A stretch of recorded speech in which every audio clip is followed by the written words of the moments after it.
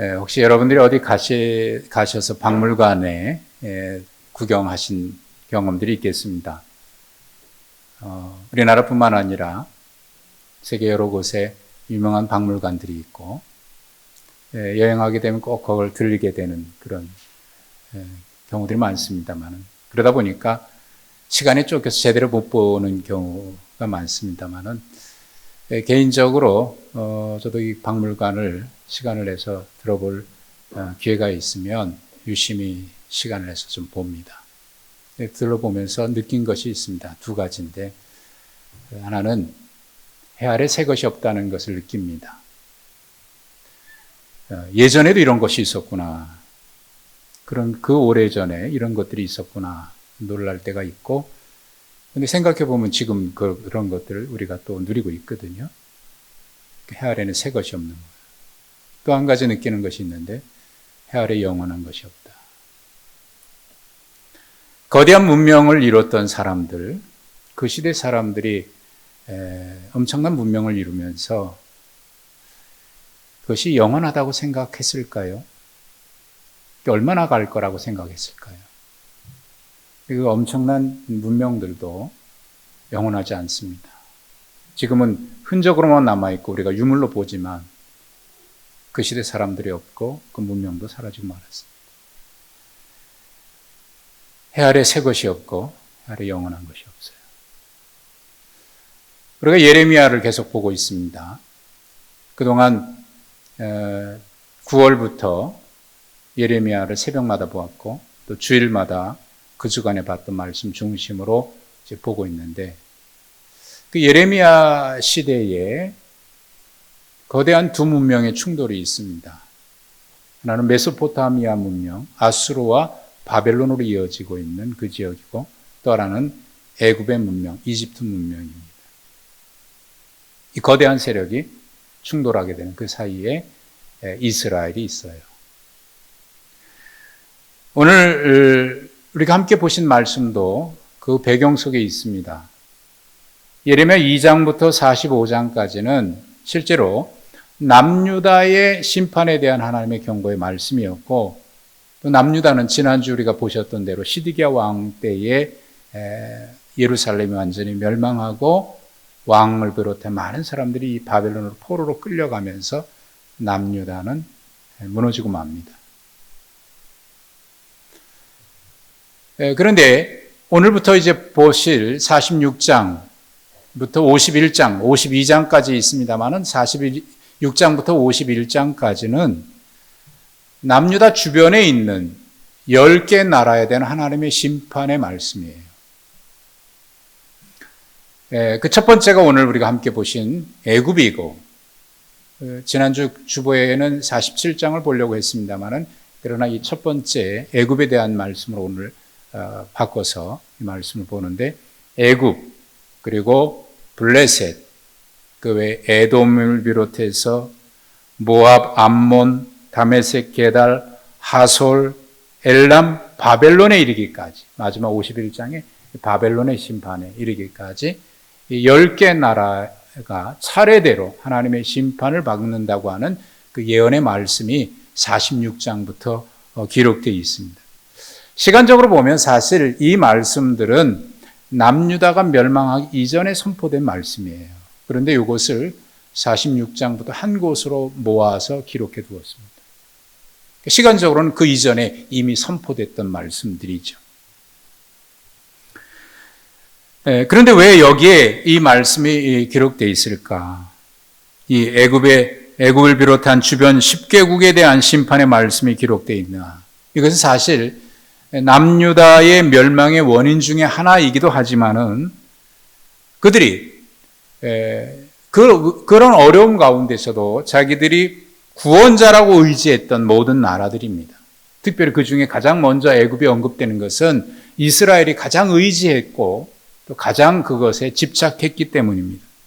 그런 것들이 결코 우리를 구원하지 못한다는 겁니다. 10개국입니다만은 실제로 이것은 어떤 상징적인 의미로 담고 본다면 10이라고 하는 숫자가 완전수로 우리가 주로 이해를 하는데, 그러면 이 세상의 모든 나라 다 포함하는 거죠. 어떤 나라도 영원하지는 않는다. 그리고 동시에 어떤 나라나 세력이나 국가도 우리를 구원할 수 있는 존재는 아니다라고 하는 것에 대한 경고의 말씀인 거죠. 가장 먼저 애굽이 언급이 됩니다. 그 10개의 나라 중에. 이유는 이스라엘이 가장 의지했습니다. 그리고 이스라엘은 걸핏하면 애굽으로 돌아가겠다고 하는 생각을 늘 가지고 있었습니다. 이것은 이스라엘의 고질병과 같아요.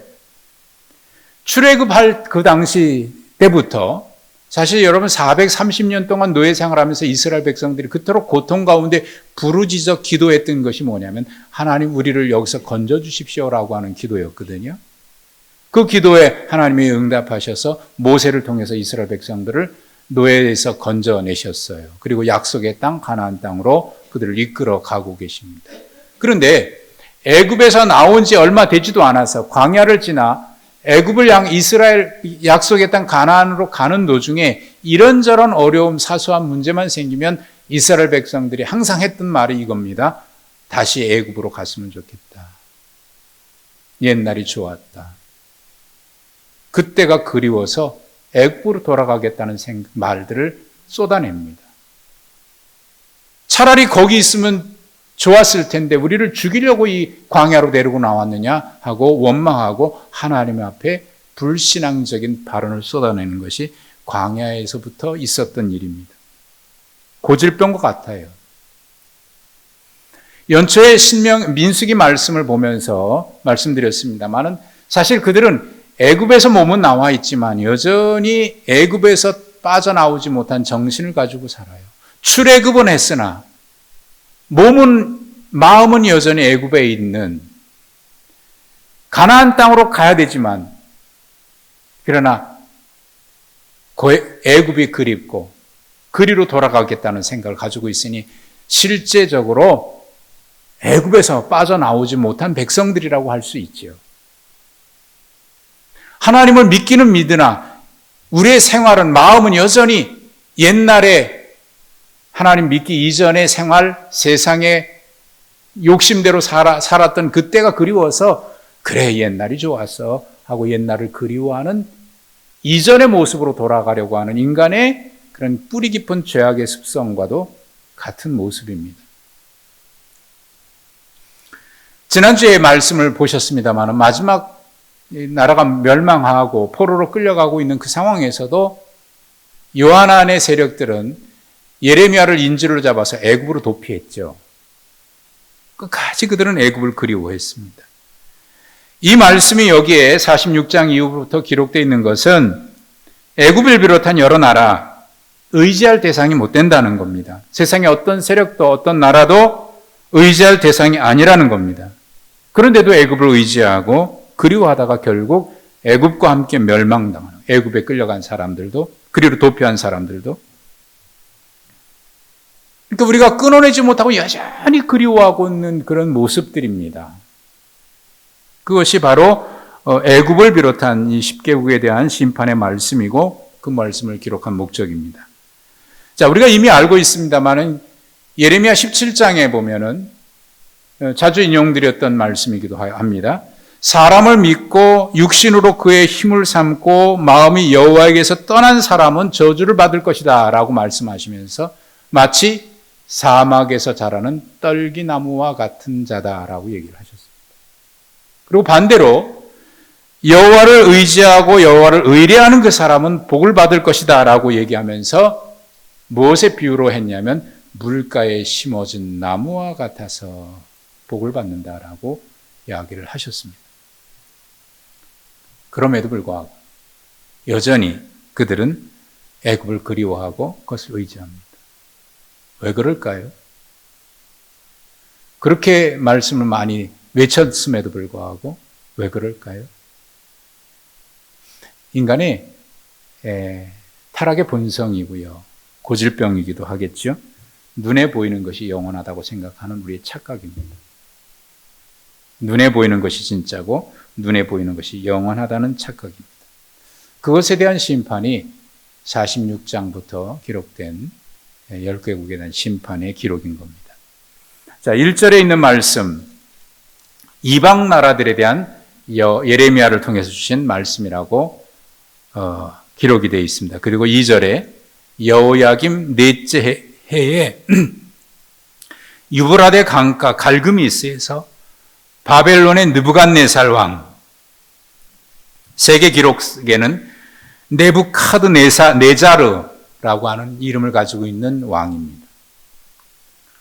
그 왕에게 패한 애굽 왕 바로 느고의 군대에 대한 말씀이다 이렇게 나옵니다. 거기에 갈그미스라고 하는 용어가 나오는데 이 갈그미스에서 벌어진 전쟁을 말합니다. 이 갈그미스 전쟁은 세계 전쟁사에서 아주 유명한 전쟁 중에 하나예요.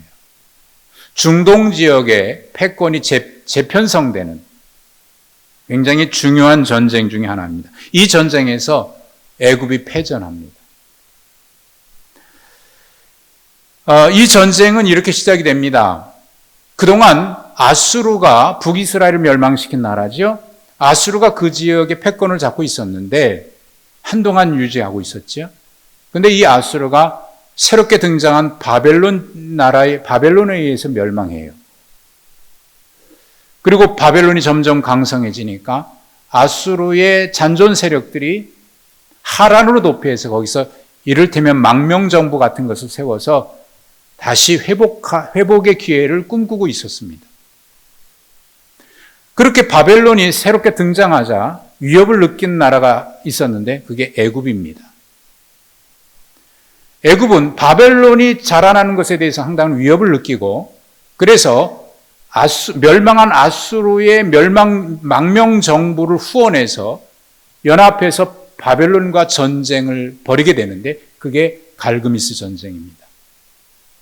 근데 애굽이 이 갈그미스로 가려고 하면 유브라데 강 지역이기 때문에 그리로 가려고 하면 반드시 이스라엘을 통과하게 돼 있어요. 그래서 그 군대가 지나가는데 그 당시에 이스라엘의 신앙 개혁 운동을 했던 요시야 왕이 오늘 본문에 기록되어 있는 여호야김의 아버지죠. 그 요시야 왕이 애굽 군대를 저지하기 위해서 나갔다가 무깃도에서 싸우다가 전사하고 맙니다. 이것이 남유다의 멸망에 아주 중요한 요인이 되고 말아요. 자, 이 본문의 말씀은 그때를 배경으로 하는 겁니다. 그래서 여호야김 넷째 해, 주전으로 말하면 약 605년입니다. 남유다가 멸망하기 약 18년 전의 일입니다. 예레미야 선지자는 이미 여러 차례 애굽도 의지하지 말고 바벨론도 의지하지 말라고 얘기를 했습니다. 오직 하나님을 의지하라. 그래서 그분의 말씀대로 우리가 바벨론이라고 하는 나라를 통해서 하나님이 징계하시는 거니까 그곳에 가서 살라고 얘기를 했습니다. 그런데 그 말을 의지하지 않고 인간들은 자기의 경험과 지식으로 살 궁리만을 하죠. 정치적인 셈법으로, 경제적인 셈법으로 그 당시에 국제적인 정세를 보면서 이런저런 계산을 했을 겁니다. 그리고 애굽이냐 바벨론 사이에서 저울질하는 것이 그 당시에 남유다의 분열 상황이었습니다.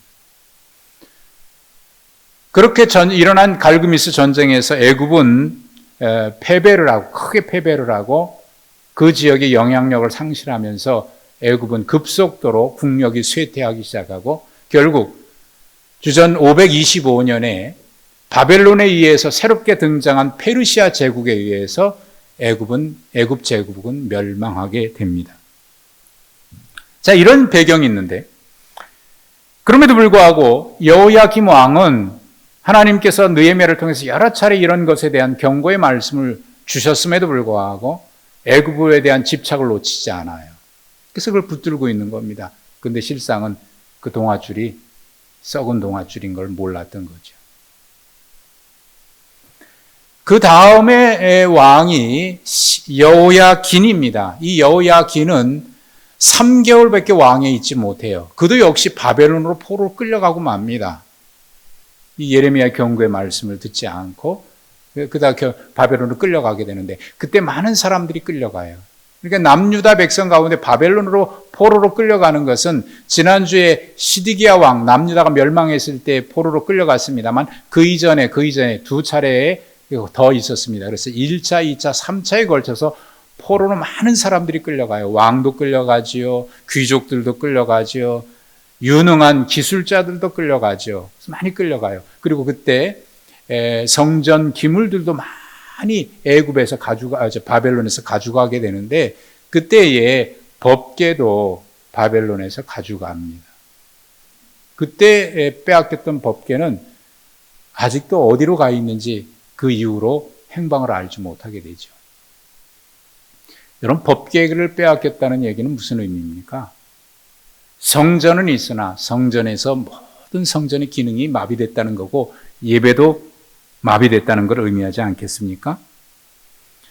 자, 그럼에도 불구하고 그 다음 왕인 시드기야 왕도 여전히 그 애굽에 대한 집착에서 벗어나지 못합니다. 하나님을 그렇게 신뢰하라고 해도 듣질 않고, 그래서 27장 우리가 지난번에 보았습니다마는 시드기야 왕이 에돔을 비롯한 주변 5나라 왕의 사신들을 불러놓고 어떻게 우리가 바벨론과 맞서 싸울 것인가 라고 하는 그 계산으로 대책 회의를 하게 되죠. 그때도 역시 예레미야 선지자는 와서 이렇게 수고해도 결국 포로로 다 끌려가고 말 겁니다. 그러니 맞서지 말라고, 그것이 살 길이라고 얘기를 했는데 결국 신뢰하지 않습니다. 자, 여러분, 질문 드렸습니다만 왜 이렇게 이들은 애굽에 집착하는 것일까요? 그 애굽을 왜 놓지 못하는 것일까요? 사실 여러분, 하나님이 눈에 보이지 않는 사람들은 이것에 집착할 수밖에 없습니다. 그리고 자기가 그것에 집착하고 있다는 사실도 알지 못합니다. 영원하지 못하다는 것, 이 세상에 영원한 것은 없다는 것을 우리 모두가 알고 있음에도 불구하고 영원할 것이라고 하는 착각에 있습니다. 모두가 그렇게 빠져 있어요. 그래서 거기에 집착하고 있는 거예요. 또 그렇게 실제로 계산하다 보니까 하나님이 보이질 않습니다. 하나님이 보이지 않으면 하나님의 말씀도 들리지 않는 것은 당연하지 않겠습니까? 여러분, 이게 인간의 어리석음입니다. 그러다 보니까 힘 없는 것이, 영원하지 않은 것이 영원한 것처럼 보이고 힘 없는 것이 힘 있는 것처럼 보입니다. 앞장에서 보았듯이 가레아 아들 요하난도 예레미야를 인질로 애굽으로 도망가죠. 많은 백성들을 이끌고. 그들은 실질적으로 아마 그렇게 생각했을 겁니다. 이 바벨론의 세력에서 안전하게 우리를 지켜줄 수 있는 것은 애굽일 것이다. 점점 망하고 있음에도 불구하고, 그럼에도 불구하고 썩어도 준치지 하는 생각으로 말이죠. 애굽에 대한 집착을 놓치지 않아요. 사실 그들이 그렇게 집착할 수 있는, 얘기하자면 여러 요인들이 있을 수 있어요. 애굽은 강한 군사력을 보유한 나라거든요. 3절, 4절에 있는 말씀을 보시면은 거기에 애굽의 군대, 갈그미스 전쟁에 나가는 애굽의 군대에 대한 묘사가 기록이 되어 있습니다. 작은 방패, 큰 방패를 예비합니다. 기병과 말의 안장을 지우고 투구를 쓰고 창을 갈고 갑옷을 입고 나갑니다. 완전 무장한 군대의 모습입니다. 거기 말과 병거가 나옵니다마는 애굽은 말과 병거 등 강력한 군사력을 보유한 국가예요. 특별히 애굽은 기병으로 유명한 나라입니다. 그리고 병거를 많이 가지고 있어요. 이 병거는, 말과 병거는 이스라엘 백성들이 애굽에서 나올 때 그 당시에도 이미 가지고 있었어요, 애굽이. 그걸 가지고 동원해서 추격해 오지 않습니까? 그러니까 지금으로 말하면요, 이 말과 병거 이런 것들은 지금으로 비유한다면 첨단 무기라고 할 수 있을 만큼 그런 무기들을, 그런 것을 보유하고 있는 나라들이 많지 않습니다. 그래서 많은 나라들이 군사력을 키우려고 병거를 보유하고 말들을 보유하려면 다 애굽으로 갔어요. 애굽에 가야 그걸 살 수가 있으니까. 근데 이미 하나님은 신명기에서 이스라엘 백성들에게 애굽에서 나올 때 경고를 하신 적이 있어요. 너희들은 말을 구하기 위해서 애굽으로 절대로 가지 마라. 근데 여러분 생각해 보세요. 말을 구하기 위해서 애굽으로 가고 병거를 구하기 위해서 애굽으로 가면 말과 병거만 가져오겠습니까? 거기서 요구하는 것들도 있을 것이고 그것과 함께 그 나라의 문화와 우상이라든지 이런 것들이 들어오잖아요. 우리나라가 경부고속도로 놓고 이런 경제발전에 지금 그런 혜택도 있습니다만 그 이면에는 중동의 이슬람이 그때부터 들어오기 시작한 거 아닙니까? 중동의 오일 달러를 도움을 받으려고 하니까 이슬람 세력들이 그때부터 이미 오래전부터 들어오기 시작해서 지금 여러 가지 문제들이 생기고 있지 않습니까? 충격스러운 것은 어제 뉴스 보셨겠습니다만 프랑스의 한 교사가 자유에 대한 표현을 하면서 모하메드에 대한 걸 언급했다고 해서 길거리에서 그 교사를 참수하는 이런 일들이 벌어지고 있으니 말이죠. 백주대낮에 엄청난 그걸 또 유튜브로 막 전 세계 보내고 엄청난 일 아닙니까?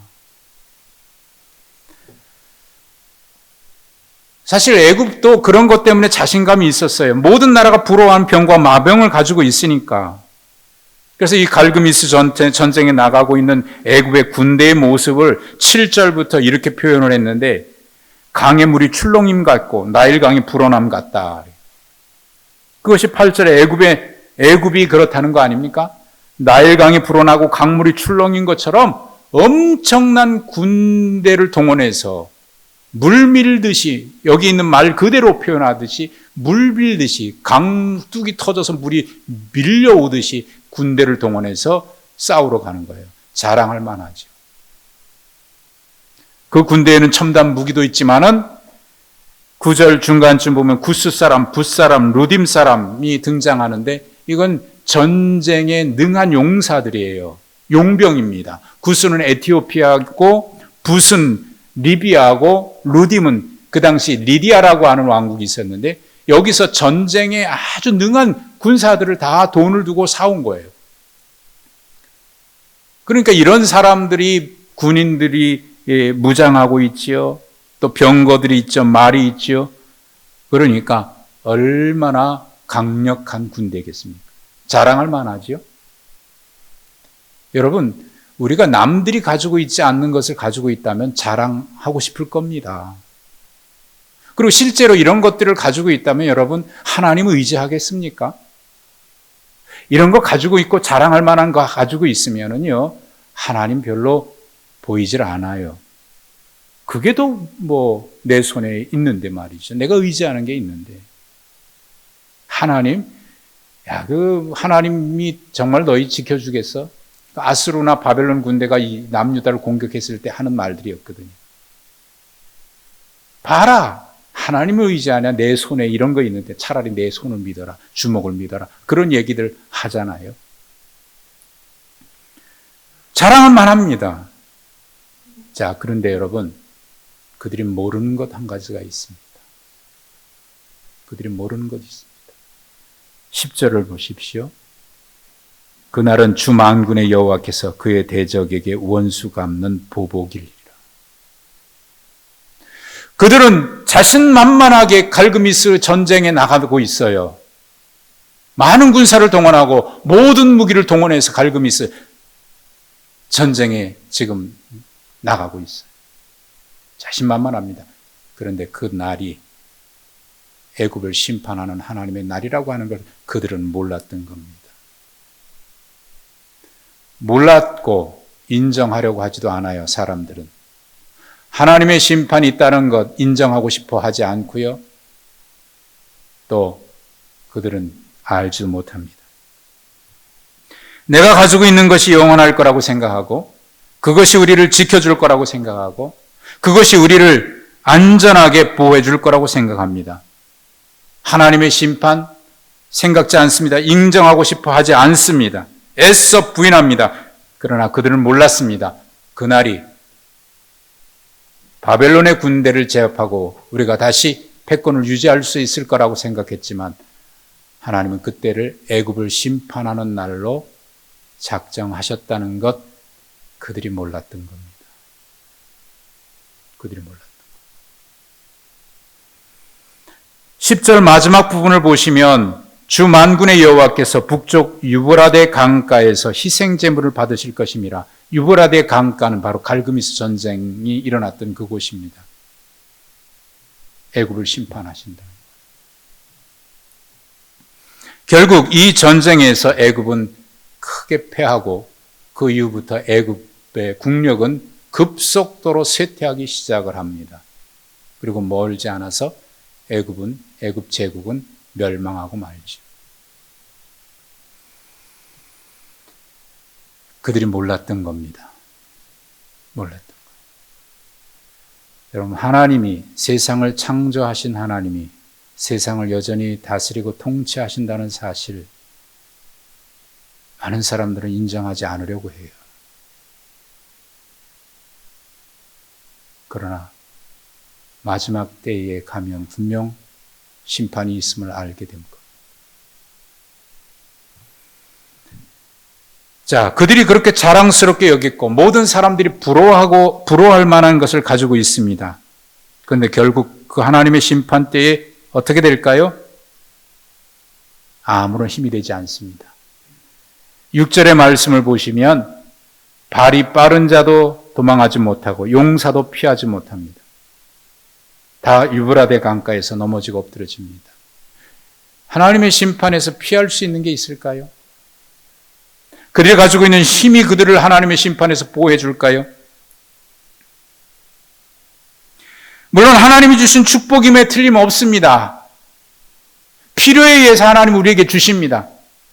그런데 하나님이 필요로 주신 그것을 가지고 있기 때문에 하나님을 잃어버린다면, 하나님을 잊어버린다면 그것이 과연 영원할까요? 돈도 물질도 명예도 권세도 하나님이 우리에게 필요로 해서 주실 겁니다. 그러나 그것 때문에 하나님을 잃어버리게 된다면 그것이 과연 하나님의 심판에서 우리를 지켜줄 수 있을까요? 그 모든 능력은, 인간의 능력은 결코 하나님의 심판 앞에서는 아무런 힘이 되지 않습니다. 9절에 그들이 자랑했던 것이 있죠. 말들아 달려라, 병거들아 정신없이 달려라, 용사여 나오라, 구스 사람, 붓 사람, 활에 능한 루딤 사람 나오라, 자랑했던 것들입니다. 그런데 어떻게 되죠? 그날에 하나님의 심판인 줄 몰랐지만 그날에 어떻게 됩니까? 15절에 보시면 그 장사들이 쓰러져요. 자랑했던 군인들입니다. 그들은 서지 못합니다. 왜? 하나님께서 몰아내셨기 때문에. 그들은 16절에 표현하면 다 고향으로 도망가고 맙니다.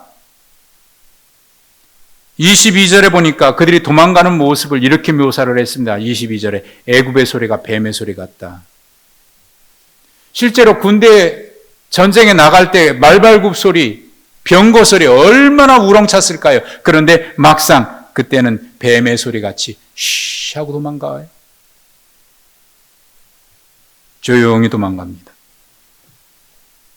25절에 분명 이 전쟁에 대한 성격을 말씀합니다. 25절 중간 이후에 보면 내가 노예 아몬과 바로와 애굽과 애굽 신들과 왕들 곧 바로와 및 그를 의지하는 자들을 벌할 것이다. 하나님의 심판. 의지했던 것 아무런 의지가 되지 않습니다. 11절과 12절에 보면 그들이 그렇게 자랑했던 용사들이요, 용사가 용사에 걸려 넘어져 둘이 함께 엎드려졌다. 12절 끝에 이렇게 나와 있죠. 다 전쟁에서 쓰러집니다. 치료하기 위해서 11절에 보면 길르앗으로 유향을 사러 갑니다. 길르앗은 유향이 많이 나오는 곳이에요. 치료제로 쓸 수 있는. 그곳에 가서 그 유향을 많이 사옵니다. 그러나 그것으로 치료를 해도 치료에 효력이 없다는 거예요. 세번역 성경으로 읽어드리면 이렇습니다. 길르앗 산지로 올라가서 유향을 가져오너라. 내가 아무리 많은 약을 써보아도 너에게는 백약이 무효다. 너의 병은 나을 병이 아니다. 약을 살 수 있는 돈이 있습니다. 약을 얼마든지 샀습니다. 그런데 그 약으로 치료가 되지 않아요. 돈도 있고 약도 있지만 치료가 되지 않아요. 불치병이기 때문에 그 병은 돈으로 치료할 병이 아니고 약으로 치료할 병이 아닙니다. 교만의 병이고 죄의 병입니다. 하나님의 심판입니다. 피할 길은 약이 아니고 돈이 아니고 하나님 앞에 돌아오는 거예요. 얘기하고 돌아오는 거예요.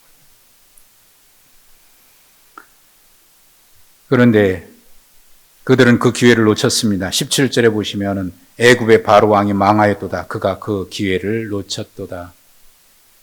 여러분, 회개의 기회를 놓치면 후회의 눈물밖에 없습니다. 기회를 놓친 거예요. 군사력으로, 경제력으로, 돈으로 약을 사면 해결할 수 있을 줄 알았는데 인간의 어리석음입니다. 망할 때까지 망하는 줄 모르는 인간의 어리석음.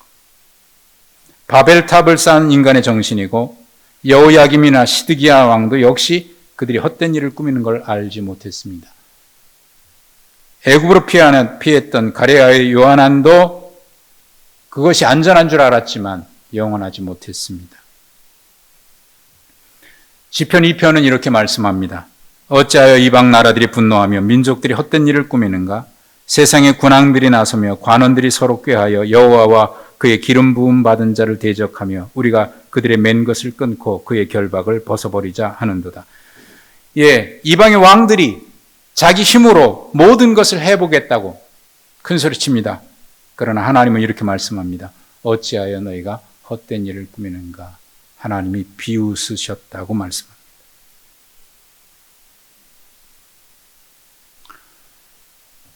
반면에 27절과 28절 마지막 애굽에 대한 심판의 끝에 기록된 이 두 절의 말씀을 보시면 내 종 야곱아 두려워하지 말라. 이스라엘아 놀라지 말라. 내가 너를 먼 곳에서 구원하고 내 자손을 포로된 땅에서 구원할 것이다 라고 말씀합니다. 또 28절에 반복합니다. 내 종 야곱아 내가 너와 함께 있나니 두려워하지 말라. 내가 흩었던 그 나라들은 다 멸할지라도 너는 사라지지 아니하리라. 그러나 내가 너를 법도로 징계할 것이고 결코 무죄한 자로 여기지는 아니하리라. 여러분, 바벨론을 통해서 하나님이 남유다를 징계하셨어요. 그러나 다시 돌아오겠다는 거예요. 그러나 죄 없게 여기지는 아니하고 그 죄 때문에 징계하셔서 70년 동안 그 징계의 세월을 지나고 나면 결국 징계의 세월을 받아들이는 것은 하나님의 말씀을 신뢰한 사람들이거든요. 그 외에 애굽으로 도망가고 어디로 도망갔던 사람들은 그 나라와 함께 다 흩어지고 말아요. 그러나 하나님의 말씀을 신뢰하고 바벨론으로 갔던 사람들은 70년 뒤에 돌아옵니다. 이것만이 살 길이고 이것만이 치료약이지요. 무엇이 치료하고 구원해내겠습니까?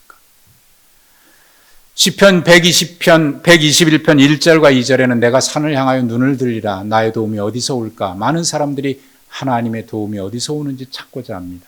혹시 저것이 도움일까? 오스왈드 챔버스가 쓴 책에 도움의 장소라고 하는 책에 보면 그가 이런 얘기합니다. 내가 산을 향하여 나의 눈을 들면 그곳에서 도움이 올까? 이 질문에 대한 시인의 대답은 아니다. 나의 도움은 산들을 지으신 주께로부터 온다는 것이다. 이 대답 속에 영적인 진리의 핵심이 있다. 하나님께서 이루어 놓으신 위대한 것들로부터 도움이 오는 것이 아니다. 위대한 성자들이나 고상한 삶들로부터 도움이 오는 것이 아니다. 도움은 오직 하나님께로만 온다. 이것이 시인이 말하라는 핵심입니다. 그렇습니다. 우리가 누리는 것 하나님 필요에 의해서 주신 겁니다. 그러나 그것은 우리를 구원할 대상은 아닙니다. 주신 분이 하나님이시듯 우리를 구원하고 우리를 지키시는 분도 여호와 하나님이십니다. 그러므로 우리가 바라봐야 될 것은 애굽도 아니고 바벨론도 아닌 내가 가지고 있는 명예도 아닌 힘도 아닌 군사력도 아닌 모든 권력도 아닌 오직 하나님, 여호와 하나님만이 우리의 도움이십니다. 이 예레미야의 선포의 말씀은 지금 오늘 우리들에게도 역시 들려오는 하나님의 말씀입니다. 하나님만이 우리의 힘이고 우리의 구원자이십니다. 하나님을 신뢰하는 것이 축복입니다. 하나님 아버지, 오늘 이 말씀으로 우리에게 교훈해 주셨습니다. 우리 마음에 새겨서 이 시대에 하나님만을 바라보며 믿음으로 살아가는 우리 모든 주의 백성들 되게 하여 주옵소서. 예수님의 이름으로 기도하옵나이다. 아멘.